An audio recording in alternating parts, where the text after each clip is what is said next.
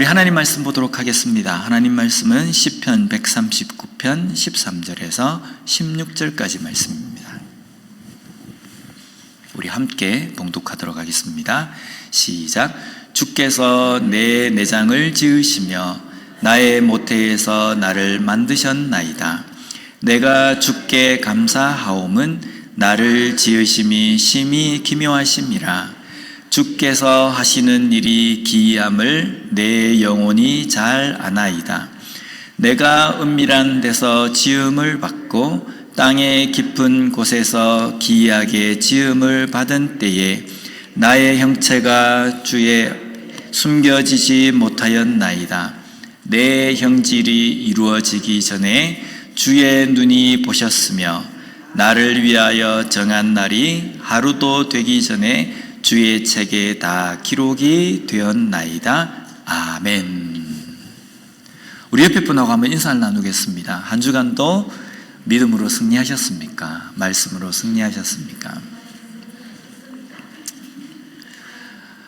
오늘 이 시대를 살아가는 현대인들에게 큰 고민과 고충 같은 것이 있는데요. 그건 바로 나라는 존재가 잊혀질까 두려워하는 마음이라는 겁니다. 물론 나는 안 그런데 라고 하지만요, 우리가 요즘 보면 인터넷이나 소셜미디어가 너무나도 발달이 되어 있어가지고 너무나도 쉽게 나와 별로 친분이 없는 사람의 소식도 그냥 자동적으로 접하게 됩니다. 나는 알고 싶지 않은데 유튜브나 아니면 SNS를 통해서 접하게 됩니다. 그런데 그런 걸 가만히 접하면요, 무슨 생각이 드냐면 저 사람은 너무 걱정 없이 사는 것 같아요. 너무 잘 사는 것 같아요. 어떤 사람은 SNS에 보면 맛있는 음식점에 가서 먹고 그 음식을 사진 찍고 그 음식과 함께 사진을 찍어가지고 자기 개인 계정에다가 올립니다. 그러면 내가 싫은데도 어떤 때는 그게 건너해서 들어가게 되거든요.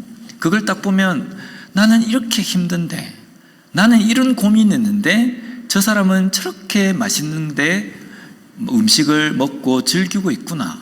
어떤 사람은 나는 이렇게 살기 바쁜데 저 사람은 저렇게 좋은데 여행 가서 저렇게 재밌게 시간을 보내고 있구나. 이런 생각을 할 때가 있습니다.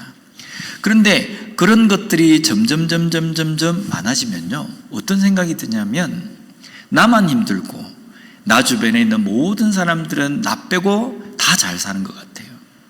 거기에서 오는 상대적인 박탈감이 너무나도 쉽게 든다는 겁니다. 이것이 어떻게 보면 이 시대를 살아가는 현대인 우리들의 아주 큰 도전이기도 하고 시험거리이기도 하고 고민이기도 합니다. 그런데요, 그런 소셜미디어에 사람들이 글을 올리고 그런 것들을 올리는 사람들의 심리를 가만히 보면 모든 사람이 그렇다는 건 아닙니다. 그 중에 몇몇 사람들의 심리를 보면요, 나 존재가 잊혀질까 봐 두려운 것 때문에 계속적으로 자신의 소식을 올립니다. 자신이 좋지 못한 안 좋은 소식을 올리는 것이 아니라요, 그 인생 중에 좋은 것들만 올려놓는 겁니다. 나는 이렇게 잘 산다. 나는 이렇게 아주 특징 있게 산다. 나 자신을 어필을 하는 겁니다. 이게 현대인의 또 다른 어떤 삶입니다. 그런데 그 삶 속에서, 그런 현대의 시간 속에서, 여러 가지 문화 속에서 나 자신은 어떤 생각을 가지고 살아가야 하는가? 솔직히 그렇잖아요. 나는 너무나도 다른 사람들은 다 잘 사는데 나는 너무 힘들게 살고 너무나도 안 좋은 삶을 산다라고 생각이 들 때가 종종 있지 않습니까? 그래서요, 오늘 우리가 정말 어떻게 해야 인정받는 삶을 살고 잊혀지지 않는 삶을 살게 되는지에 대해서 살펴보려고 합니다. 오늘부터 시작해서 5주간 설교를 통해서 살펴보려고 합니다. 그래서 5주간 한 주 한 주를 지나면서 조금씩 나 자신에 대해서 변해가는 나를 발견할 수 있는 시간이 좀 되었으면 좋겠습니다. 먼저 오늘 본문 13절 말씀을 보면요, 주께서 내 내장을 지으시며 나의 모태에서 나를 만드셨나이다. 아멘. 얼마 전에 유튜브에서 어떤 분의 간증을 들은 적이 있습니다. 근데 그분이 아기를 낳았는데요, 이 아기가 태어났는데 속에 있는 내장이 밖으로 나와 있는, 이게 의학적인 용어로는 뭐 있는데 한국말로는 배꼽 탈출증이라는 병이 있답니다. 속에 있어야 될 내장이 밖으로 나오는 겁니다. 그래서 이렇게 투명한 막에 이렇게 쌓여가지고 태어나는 겁니다. 그 아이의 내장을 넣기 위해서는요, 갑자기 확 넣으면 안 되니까 서서히 중력에 의해서 그게 내장이 속으로 들어가도록 한다는데요, 제가 그걸 보면서 야, 세상에 희한한 병도 있다라는 생각이 들었습니다. 그리고 또 한편으로는 우리가 정상적으로 태어나는 것 자체도 이것은 흔하고 당연한 것이 아니라 기적과 같은 일이구나라는 생각이 들었습니다. 아기가 생명을 가지고 태어나는 것은 결코 당연한 것이 아닙니다. 정말 기적과 같은 일이 일어나야 한 생명이 정상적으로 잘 태어날 수 있는 겁니다. 그런 의미에서 진화론을 주장하며 이 지구의 모든 것, 식물, 생물이 몇 번의 큰 폭발인 빅뱅으로 이루어졌다라고 말하는 것은요, 뭐 창조를 믿어야 한다라는 이 말을 떠나서 너무 무책임한 어떤 말이 아닌가라는 생각이 듭니다. 이렇게 복잡하고 우연이 아니면 안 되는 이 일이 몇 번의 폭발로 이루어졌다라는 것, 과연 이것을 믿으실 수 있으시겠습니까? 몇 번의 폭발로 복잡한 생명이 태어난다라는 것과 전지전능한 신이 이 땅을 만드셨다라는 것, 이 두 가지를 놓고 본다면 어떤 것이 더 믿기 쉽고 타당한 것인지 우리가 좀 깊이 좀 생각을 해봤으면 좋겠습니다. 그런데 오늘 본문 13절에 나의 내장을 지으시고 모태에서 나를 만드신 분을 뭐라고 지금 지칭하냐면요, 주라고 이렇게 지칭합니다.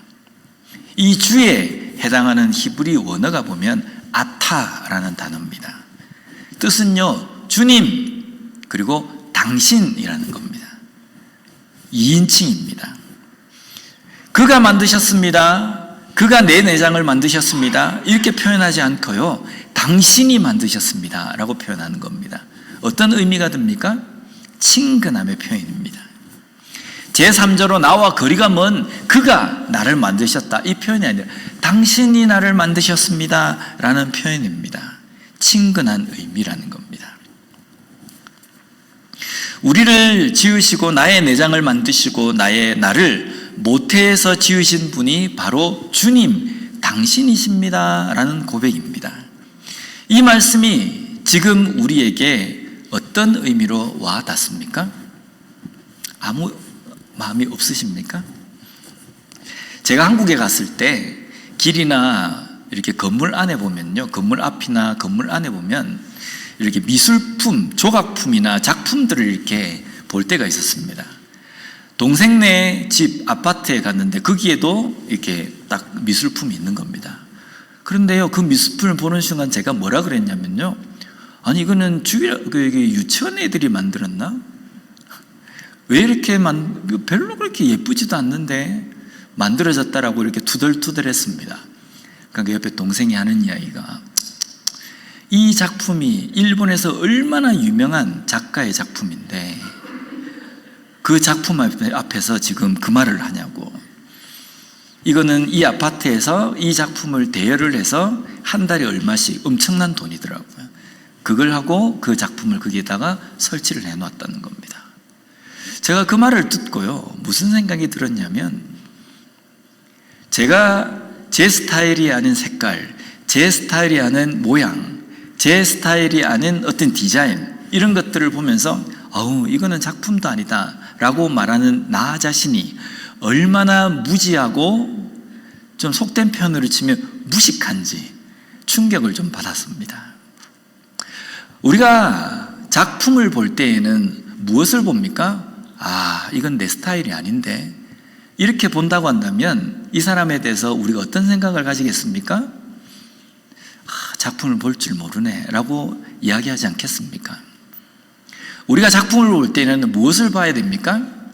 이 작품 속에 담겨있는 작가의 어떤 마음과 어떤 뜻, 이런 것들을 깨닫는 겁니다. 그래서 우리는 작품을 볼 때 도대체 작가가 이 작품을 통해서 무엇을 표현하고자 원했는지 이걸 봐야 되는 겁니다. 그런데 그걸 못 보고 내 스타일이 아닌데, 물론 본인의 집에 그 작품을 설치하거나 아니면 색깔을 칠할 때 내 스타일이 아니면 안 하면 됩니다. 그런데 작가가 만들어 놓은 작품에 대해서 이건 내 스타일이 아니기 때문에 이건 작품도 아니다, 이렇게 말하는 사람은요, 무지한 사람입니다. 제가 그렇다는 겁니다. 그래서 반성을 좀 많이 했습니다. 그런데 바로 당신이 나의 내장을 만드시고 나를 어머니의 태에서 만드셨습니다, 이렇게 고백하는 것이 지금 우리에게 위대한 작가의 작품보다 더 위대한 분이신 하나님이 위대한 작품을 만드셨습니다 라고 고백하는 거라는 겁니다. 그런데 거기에다 대놓고 뭐 이따구로 만들었지? 팔은 왜 이렇게 짧아? 머리는 왜 이렇게 커? 제가 제 스스로에게 하나님의 작품을 평가한 과거의 그 말입니다. 키는 또 왜 이렇게 작을까? 만들다 말았을까? 대충 남는 재료로 만든 걸까? 제 스스로에게 그렇게 생각을 했다는 겁니다. 이것은 하나님이 나라는 작품을 잘못 만드신 것이 아니라 무엇 때문입니까? 내가 작품을 보는 눈이 없기 때문입니다. 위대한 작가보다 더 위대하신 하나님께서 나라는 작품을 정말 심혈을 기울여서 만드셨습니다. 그 만드신 작품에 대해서 이러쿵 저러쿵 말하는 것은요, 내가 작품을 보는 눈이 아직 뜨여 있지 않기 때문입니다.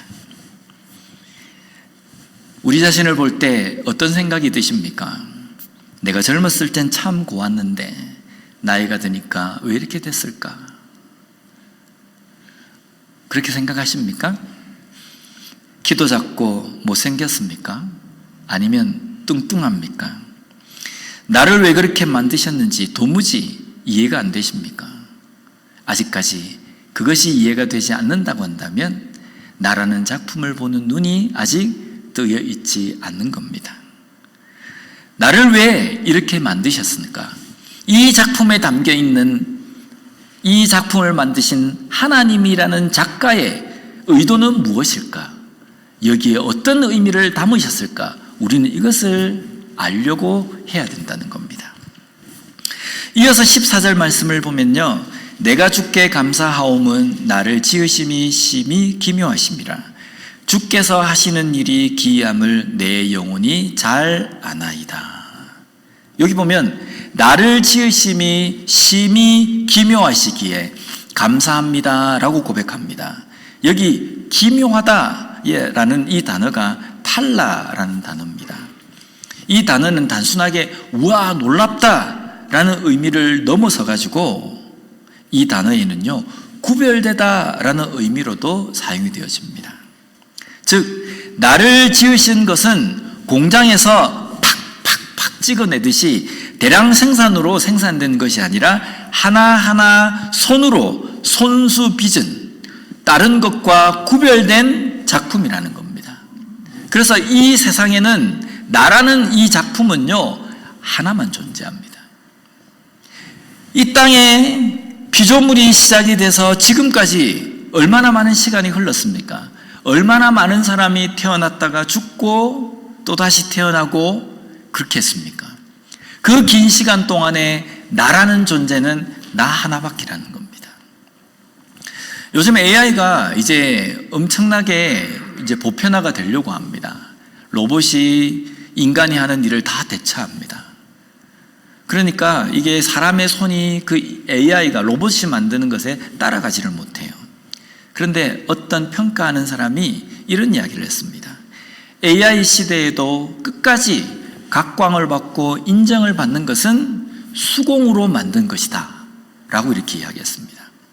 아무리 기계로 찍어낸 듯이 만들었다 할지라도 사람 손으로 직접 수공으로 만든 그것은 끝까지 각광을 받고 인정을 받을 것이다 라고 이렇게 이야기합니다.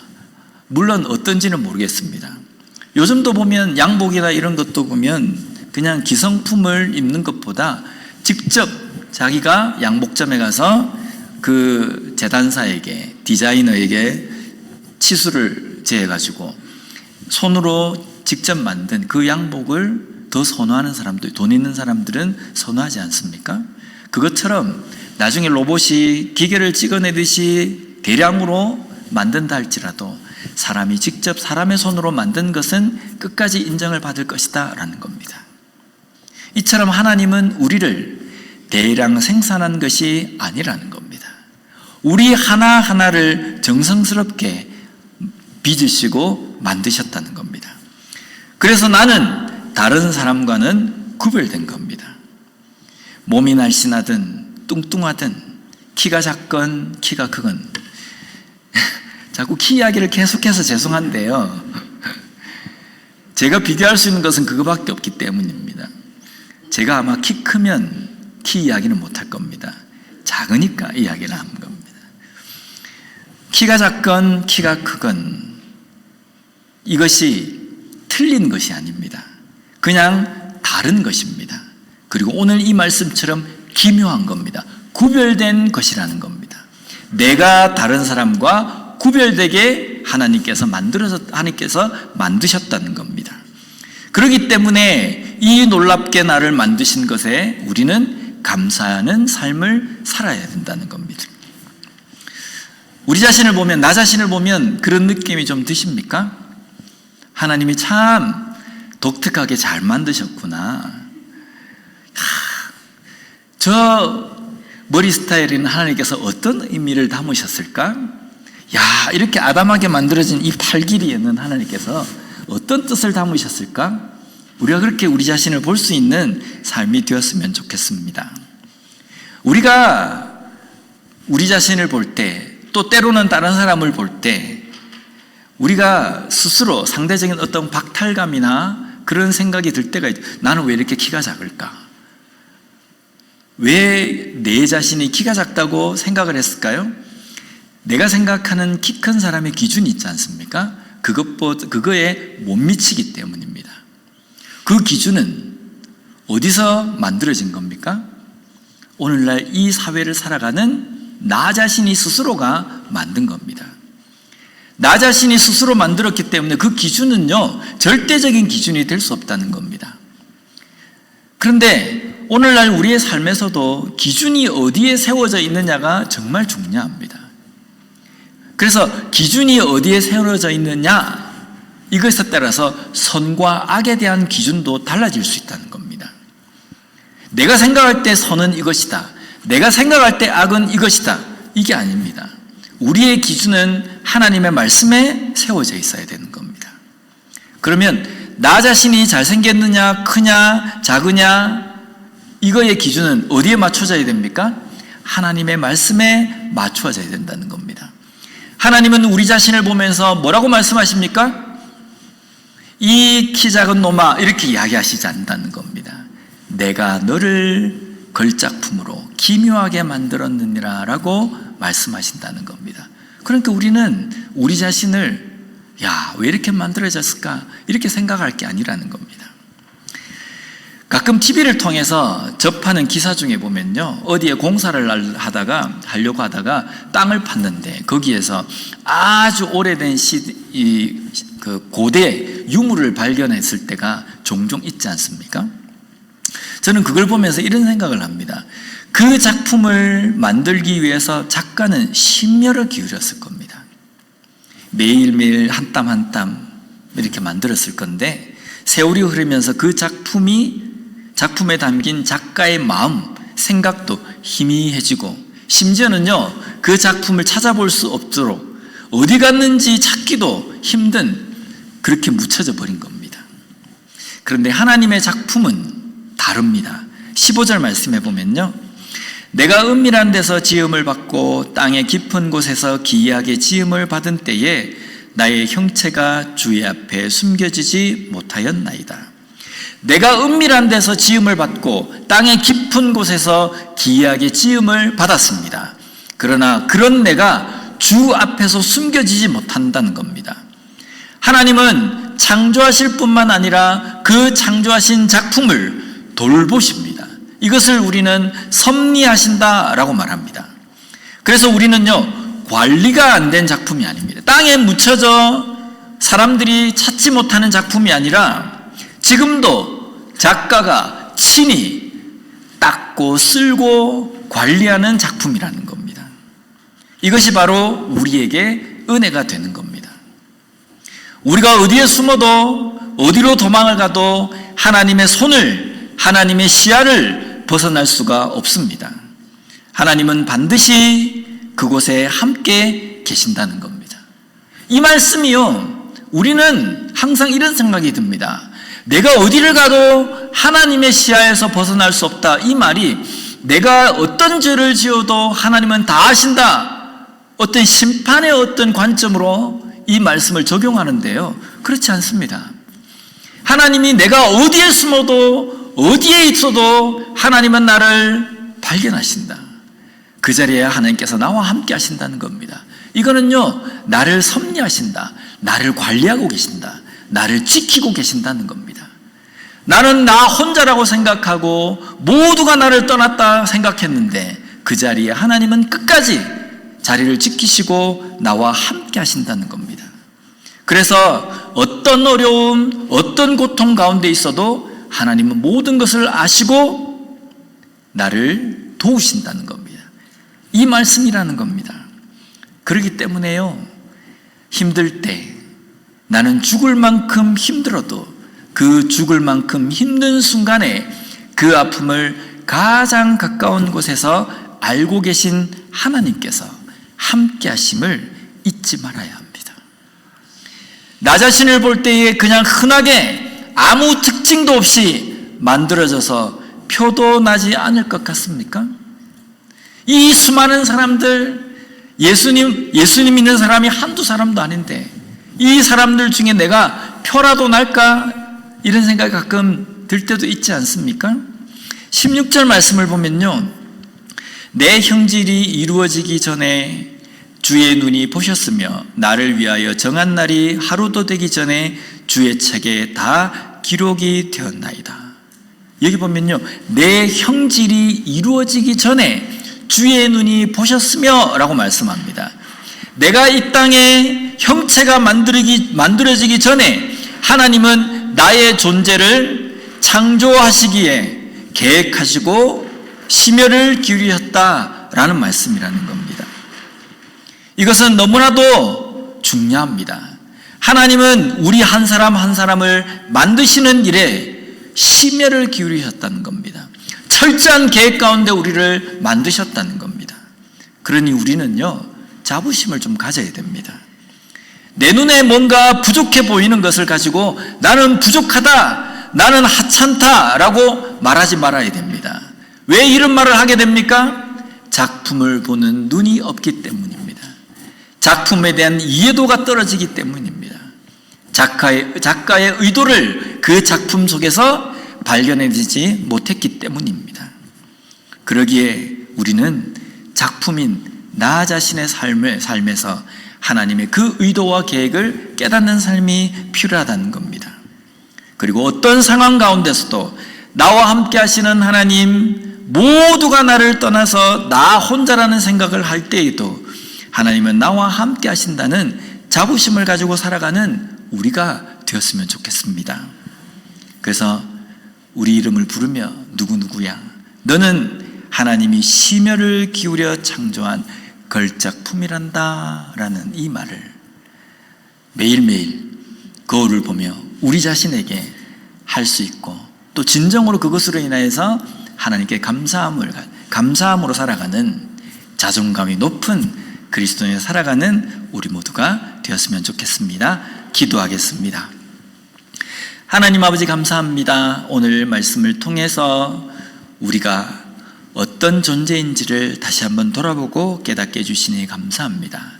내 외형적인 조건이 내 마음에 만족하는 그러한 것이 되어야 인정받는 삶이 아니라 나 존재 그 자체로 하나님의 귀한 걸작품이며 하나님의 관리를 받는 귀한 존재라는 것을 다시 한번 깨닫게 해주시니 감사합니다. 매일매일 그것을 감사하고 인정하며 살아갈 수 있는 자존감이 높은 그리스도인으로 살아가는 우리가 되게 하여 주시옵소서. 예수님 이름으로 기도드립니다. 아멘.